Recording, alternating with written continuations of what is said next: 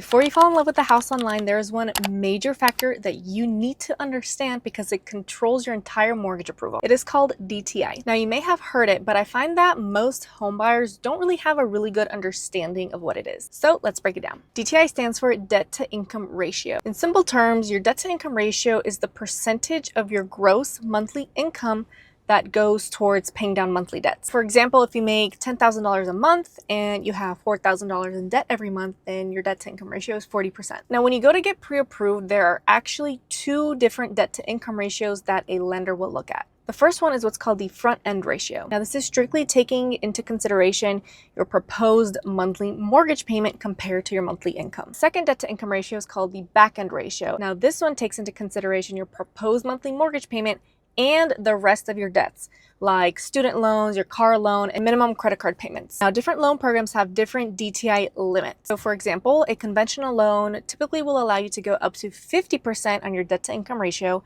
whereas FHA is a little bit more lenient, so they will allow it up to 56.99%. Now, if you go even 0.1% over this limit, the automated underwriting system is not going to approve it. So it is a very strict limit. Now, here's why this is so critical to understand. DTI is incredibly sensitive to your debts. So if you make one bad decision, it could really mess up your qualification. And honestly, I see this happen all the time. For example, somebody wants to go buy a home and they just took out a new car loan. Now they have a $500 monthly payment. You know, they think, oh, I have enough money, I can afford this payment.